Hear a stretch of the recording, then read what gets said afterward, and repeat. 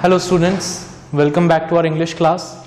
Today we are again continuing our story, A Truly Beautiful Mind, which was about Albert Einstein. ठीक है, Albert Einstein की life story हम पढ़ रहे हैं. ठीक है, अभी तक इस चैप्टर में हमने डिस्कस किया कि एल्बर्ट आइंस्टाइन जो है he has became a सिनोनियम for the word genius. वो एक जीनियस वर्ड का सिनोनियम बन चुके हैं और आज तक उनके जितना इंटेलिजेंट इंसान शायद इस दुनिया में कभी दोबारा पैदा नहीं हुआ है. ठीक है, आइंस्टाइन जो है उनको जाना जाता है, पहचाना जाता है उनके वर्क के लिए. ठीक है, he was a brilliant scientist. वो एक ब्रिलियंट साइंटिस्ट थे. उन्होंने अपनी जो फिजिक्स की थ्योरीज दी हैं, एस्ट्रोफिजिक्स की, जिसने हमारी साइंस की पूरी अंडरस्टैंडिंग को चेंज कर दिया, उसके बारे में हमने इसमें पढ़ा. ठीक है, चैप्टर में पढ़ा. ठीक, हमने पढ़ा कि एल्बर्ट आइंस्टाइन जब पैदा हुए थे तो उन्होंने ऐसा कोई साइन शो नहीं किया था कि वो आने वाले समय में एक इतने जीनियस साइंटिस्ट बनेंगे. ठीक है, हमने ये भी पढ़ा कि उनकी मदर जो थी, उन्हें ऐसा लगता था जब एल्बर्ट पैदा हुए थे तब उनकी मदर को ऐसा लगता था that Albert was a freak. Albert अजीब है क्योंकि एल्बर्ट का हेड जो था, सिर जो था, वो उन्हें बहुत बड़ा नजर आता था. ऐसे और भी इंसिडेंट्स थे एल्बर्ट आइंस्टाइन की लाइफ के. ठीक है, एक इंसिडेंट था कि 2.5 years की एज तक एल्बर्ट आइंस्टाइन बोल नहीं पाते थे और फाइनली जब उन्होंने बोलना स्टार्ट किया तो वो हर चीज को 2 बार बोलते थे. ठीक है, उन्हें समझ में नहीं आता था कि और दूसरे बच्चों के साथ किस तरीके से बिहेव करना है, और उनके जो प्लेमेट्स थे, जो उनके साथ खेलने वाले बच्चे थे, वो उन्हें ब्रदर बोरिंग बोला करते थे. तो ये सारी चीज़ें हमने इस चैप्टर में अभी तक डिस्कस की हैं. हमने ये भी पढ़ा इस चैप्टर में कि एल्बर्ट आइंस्टाइन को स्कूल का रेजिमेंटेशन, स्कूल का जो स्ट्रिक्ट डिसिप्लिन था, वो बिल्कुल पसंद नहीं था. अक्सर उनकी अपने टीचर्स के साथ बहस होती रहती थी और एट द एज ऑफ 15 वो इतना परेशान हो चुके थे स्कूल से, इतना ज़्यादा सफोकेटिंग फील करने लगे थे कि उन्होंने अपना स्कूल फाइनली छोड़ दिया. इसी के साथ हमने इस चैप्टर में ये भी पढ़ा है कि एल्बर्ट आइंस्टाइन जो हैं, he was highly gifted in mathematics. वो मैथमेटिक्स में बहुत ज़्यादा गिफ्टेड थे, बहुत अच्छा उनका मैथमेटिक्स था. साथ ही उन्हें इंटरेस्ट था किसमें? फिजिक्स में. अपार्ट फ्रॉम फिजिक्स उनकी एक फेलो स्टूडेंट थी जिसका नाम था मिलेवा मेलिक. उनमें उन्हें काफ़ी इंटरेस्ट था. ठीक है, वो उन्हें बहुत पसंद थी and finally they fail in love. ठीक है, उसके बाद एक लास्ट पार्ट जो हमने इस चैप्टर में पढ़ा था वो था अबाउट थ्योरी ऑफ रिलेटिविटी. इन 1900 में एल्बर्ट आइंस्टाइन ने अपनी 1905 में एल्बर्ट आइंस्टाइन ने अपनी एक थ्योरी पब्लिश की थी अबाउट रिलेटिविटी, जिसमें उन्होंने कहा था that time and space are not relative. Time and distance are not absolute. वो बिल्कुल एब्सोल्यूट नहीं है, दे आर रिलेटिव कॉन्सेप्ट. जिससे साइंस का एक बहुत ही इंपॉर्टेंट फॉर्मूला निकल कर आया, जो फॉर्मूला था E = mc², जहां पर E का मतलब था एनर्जी, M का मतलब था मास और C का मतलब था स्पीड ऑफ लाइट इन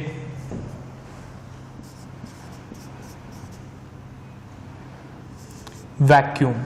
ठीक है, जो कितनी होती है, which is about 3 lakh kilometres पर सेकेंड.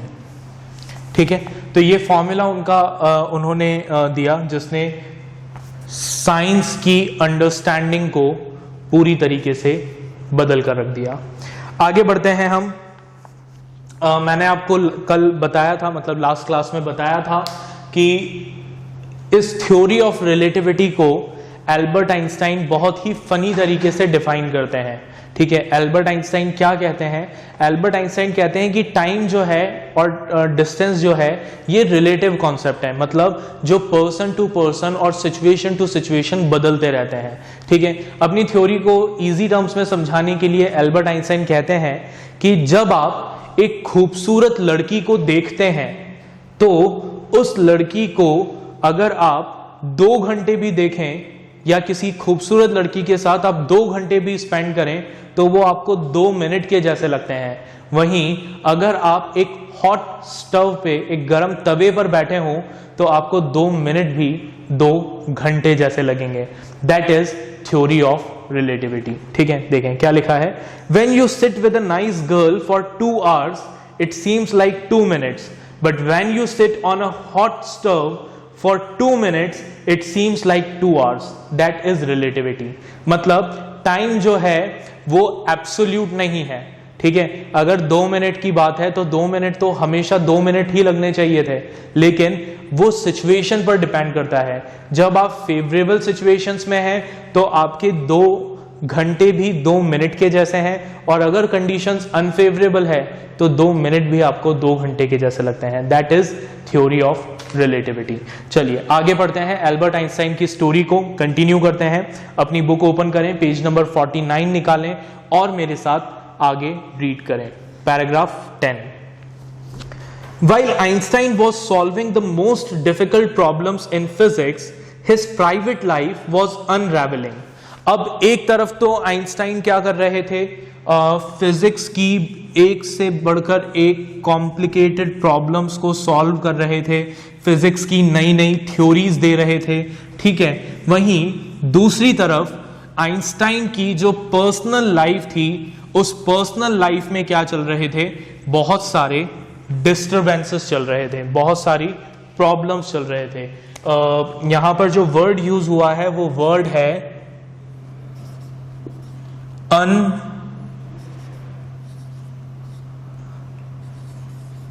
अनरेवलिंग। ठीक है, अनरेवलिंग का मतलब क्या है? Starting to fail. ठीक है, जहां एक तरफ साइंस में उन्हें बहुत ग्रोथ मिल रही थी, ठीक है, उनका करियर बहुत अच्छा चल रहा था एज अ साइंटिस्ट, वहीं दूसरी तरफ उनकी पर्सनल लाइफ फेल होती जा रही थी। Albert had wanted to marry Milevia right after finishing his studies, but his mother was against it.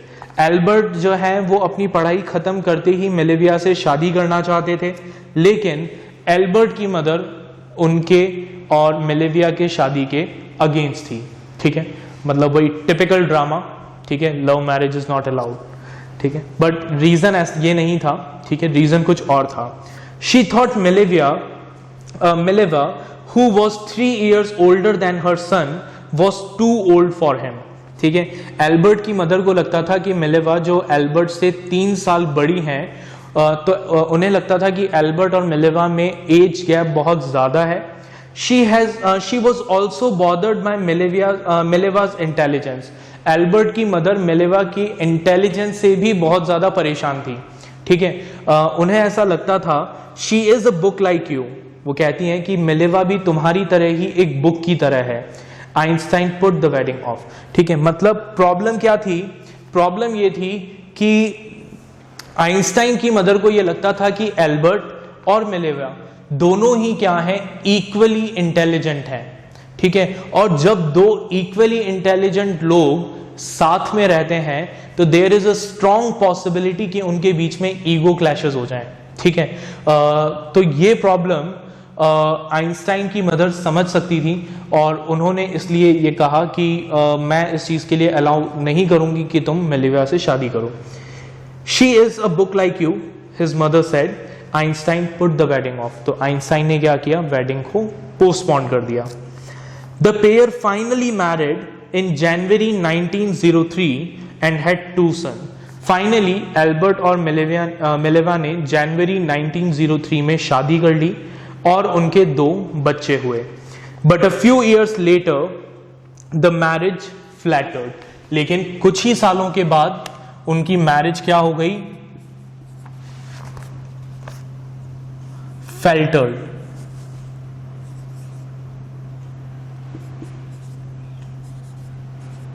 फैल्टर्ड means became week. ठीक है, उनकी शादी कमजोर पड़ने लगी। ठीक है, उनकी मैरिड लाइफ कमजोर पड़ने लगी। Mileva meanwhile was losing her intellectual ambition and becoming an unhappy housewife. Albert ने मिलेवा से शादी इसलिए की थी क्योंकि उन्हें ऐसा लगता था कि मिलेवा उनके ही जितनी इंटेलिजेंट है और वो उनकी रिसर्च में, उनके काम में इक्वली उनको सपोर्ट करेगी। लेकिन शादी के बाद मिलेवा का एटीट्यूड चेंज हो गया। उनका जो इंटेलेक्चुअल एम्बिशन था, उनका जो लाइफ का एम्बिशन था, वो एम्बिशन खत्म हो गया and she became a typical housewife. वो एक टिपिकल हाउसवाइफ बनकर रह गई। After years of constant fighting, लगातार सालों तक एक दूसरे से लड़ने के बाद, द कपल फाइनली डिवोर्स इन 1919। इन दोनों ने फाइनली 1919 में डिवोर्स लेने का डिसीजन लिया। Einstein married his cousin Elsa the same year, और उसी साल जिस साल आइंस्टाइन का डिवोर्स हुआ था, इन द ईयर 1919, आइंस्टाइन ने अपनी कजन एल्सा से शादी कर ली। Einstein's new personal chapter coincide with the rise to world fame. अब ये दोबारा शादी करना आइंस्टाइन की लाइफ का एक नया चैप्टर था, और उनकी लाइफ का ये नया चैप्टर कोइंसाइड हुआ किसके साथ?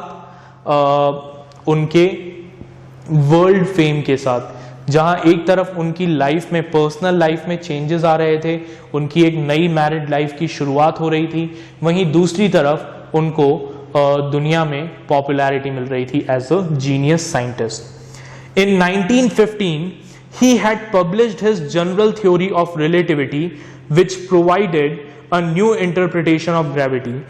ईयर 1915 में आइंस्टाइन ने अपनी general theory of relativity publish की, जिसमें उन्होंने ग्रेविटी को अलग तरीके से इंटरप्रेट किया, ग्रेविटी का एक अलग ही मीनिंग दुनिया को समझाया। An eclipse of the sun in 1919 brought proof that it was accurate. उसके बाद 1915 में उन्होंने अपनी थ्योरी पब्लिश की थी। 1919 में क्या हुआ? एक सोलर एक्लिप्स हुआ, ठीक है, जिसने उनकी उस थ्योरी को प्रूव कर दिया। ठीक है, तो ऐसा क्या हुआ उस एक्लिप्स ने, सोलर एक्लिप्स में? Einstein had correctly calculated in advance the extent to which the light from fixed star would be deflected through sun's gravitational field. ठीक है, उन्होंने क्या कहा? उन्होंने ईयर 1915 में ये कैलकुलेट करके बता दिया था कि एक फिक्स्ड स्टार की, ये क्या है? एक फिक्स्ड स्टार, इसकी जो लाइट्स हैं, ये लाइट्स कितना डिफ्लेक्ट करेंगी,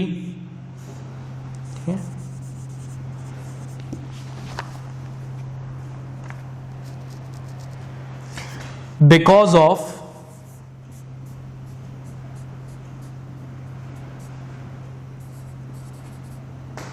सन्स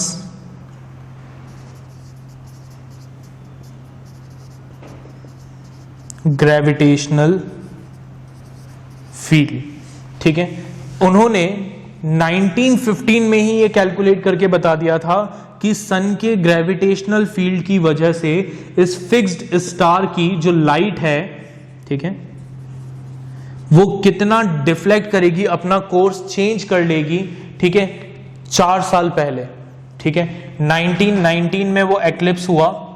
ठीक है, और उन्होंने 1919 से पहले 1915 में ही ये बता दिया था कि उस एक्लिप्स के टाइम पर सन की ग्रेविटेशनल फील्ड की वजह से उस लाइट में कितना डेविएशन आएगा। The newspaper proclaimed his work as a scientific revolution. जो न्यूज़पेपर्स थे, न्यूज़पेपर्स ने आइंस्टाइन के वर्क को क्या कहा? न्यूज़पेपर्स ने कहा that it is a scientific revolution. ठीक है, आइंस्टाइन की ये जो थ्योरी है इसने साइंस में एक नया रेवोल्यूशन स्टार्ट किया है। Einstein received the Nobel prize for physics in 1921। Einstein को फिजिक्स के लिए 1921 में नोबेल प्राइज मिला। He was showered with honors and invitations from all over the world and lauded by the press. उन्हें दुनिया भर से ऑनर्स मिलने लगे, ठीक है, एप्रिसिएशंस मिलने लगे, इनविटेशंस मिलने लगे, और जो प्रेस थी वो उनकी लगातार तारीफ करती ही रहती थी। न्यूज़पेपर्स में लगातार उनकी तारीफें होती रहती थी। When the Nazis came to power in Germany in 1933, Einstein immigrated to the United States. जब 1933 में नाजीज जर्मनी में पावर में आए, आइंस्टाइन कहाँ चले गए? जर्मनी छोड़कर यूनाइटेड स्टेट्स चले गए। 5 years later, the discovery of nuclear fission in Berlin had American physicists in an uproar. ठीक है, अब 5 साल बाद जब बर्लिन में न्यूक्लियर फिजन को डिस्कवर किया गया तो सारे जो अमेरिकन फिजिसिस्ट थे वो बहुत अपसेट हो गए, दुखी हो गए, क्योंकि न्यूक्लियर फिजन जो था वो प्रोडक्टिव भी था, लेकिन प्रोडक्टिव होने के साथ साथ इक्वली डिस्ट्रक्टिव भी था। ठीक है, न्यूक्लियर फिजन और फ्यूजन के जितने एडवांटेजेस थे, अगर उसको गलत तरीके से हैंडल किया जाए तो उतने ही डिसएडवांटेजेस भी थे, भयानक कॉन्सिक्वेंसेस हो सकते थे उसके। Many of them had fled from fascism just as Einstein had, and now they were afraid that Nazis could build and use an atomic bomb. कई सारे जो साइंटिस्ट थे वो सब इस चीज पर कोई भी कमेंट देने से बचने लगे, ठीक है, इसको प्रोटेस्ट करने लगे आइंस्टाइन की तरह, और अब इन्हें इस बात का डर था कि नाजीज जो हैं, क्योंकि न्यूक्लियर फिजन डिस्कवर कर लिया गया है, तो नाजीज अब एक एटॉमिक बॉम्ब बनाकर उसे यूज कर सकते हैं। ठीक है, at the urging of a colleague, Einstein wrote a letter to the American President Franklin D. Roosevelt on 2nd August 1939, in which he warned a single bomb of this type exploded in a port might very well destroy the whole port together with some of the surrounding territories. तो अब Einstein के एक colleague ने उन्हें कहा कि भाई तुम बहुत पॉपुलर हो, तो तुम अमेरिका के प्रेसिडेंट को एक लेटर लिखो और उन्हें वार्न करो इस एटॉमिक बॉम्ब के बारे में, ठीक है, कि एटॉमिक बॉम्ब कितना खतरनाक हो सकता है उसके बारे में तुम उन्हें बताओ।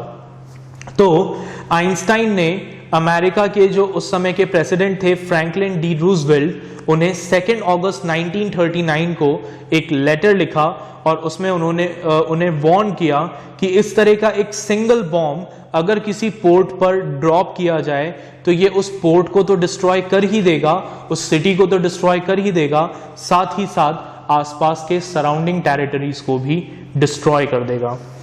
His words did not fail to have an effect.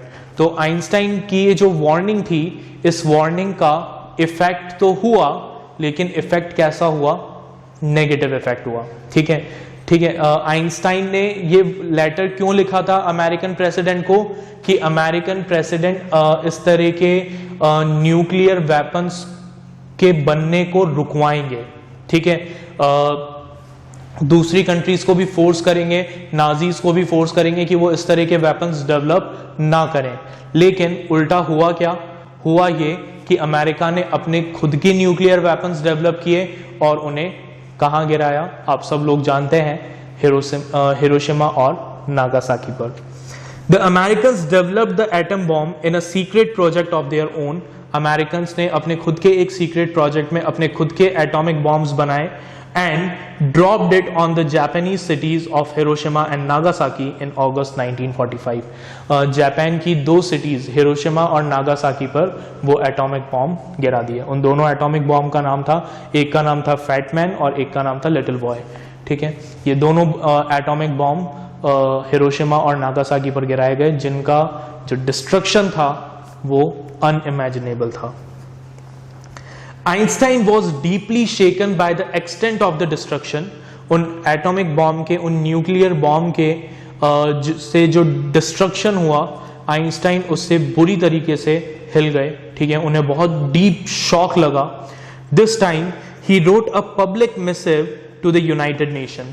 अब इस बार उन्होंने क्या किया, instead of writing a letter to the American president, America के प्रेसिडेंट को लेटर लिखने की बजाय उन्होंने क्या लिखा, एक पब्लिक मिसिव, ठीक है। What is massive?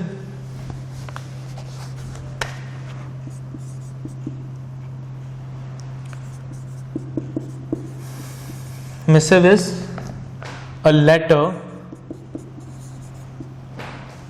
especially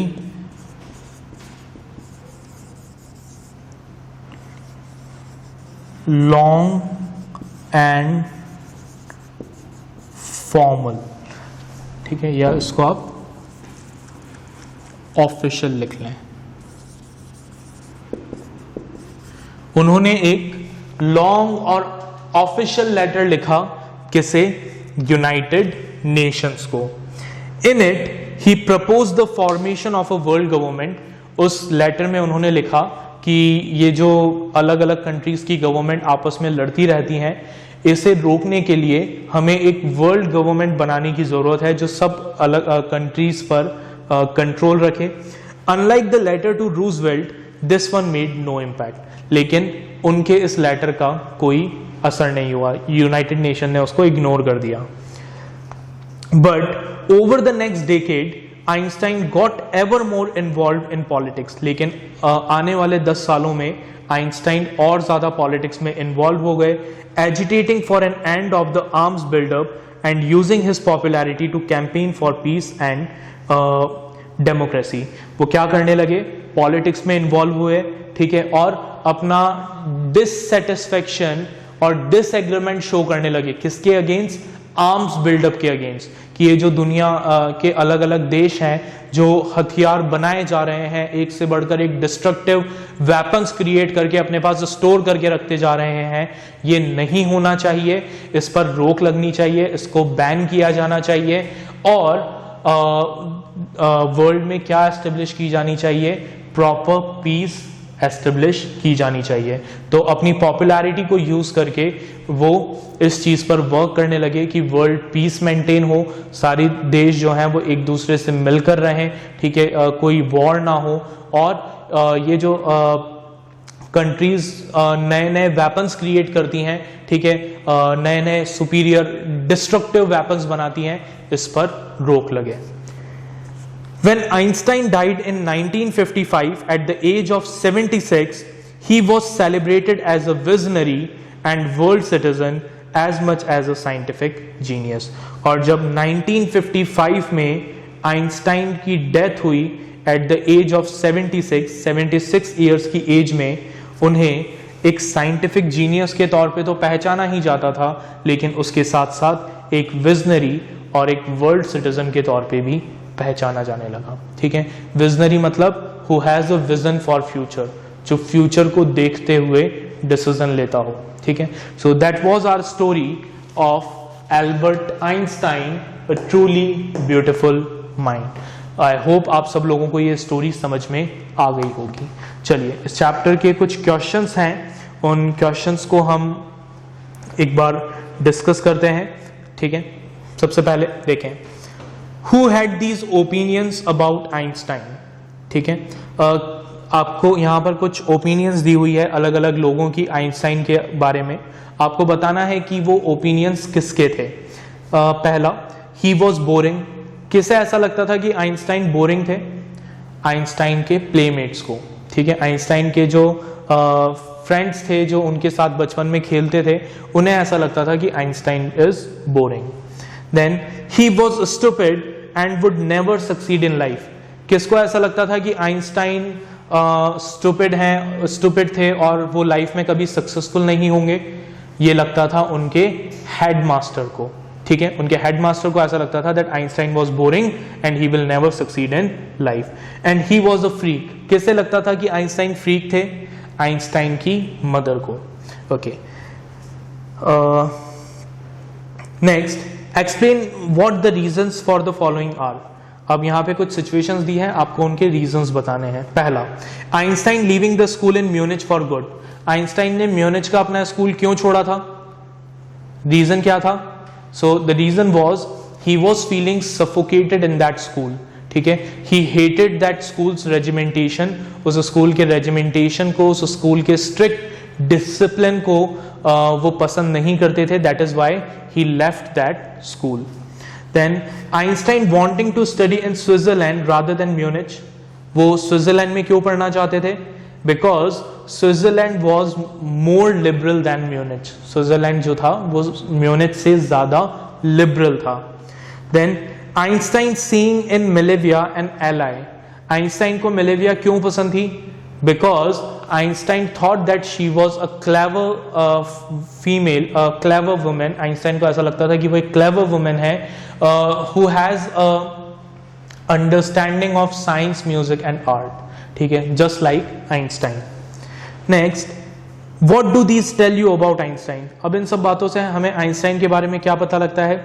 इन सब बातों से हमें आइंस्टाइन के बारे में ये पता लगता है that Einstein was genius. Einstein एक जीनियस थे who does not want to compromise with things. जो चीजों से कॉम्प्रोमाइज नहीं करना चाहते थे, उन्हें जो सही लगता था वो उसको करते थे।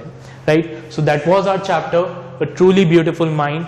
इस चैप्टर के रिमेनिंग क्वेश्चंस को आप प्रैक्टिस करिएगा, इस चैप्टर को एक बार दोबारा से रीड करिएगा।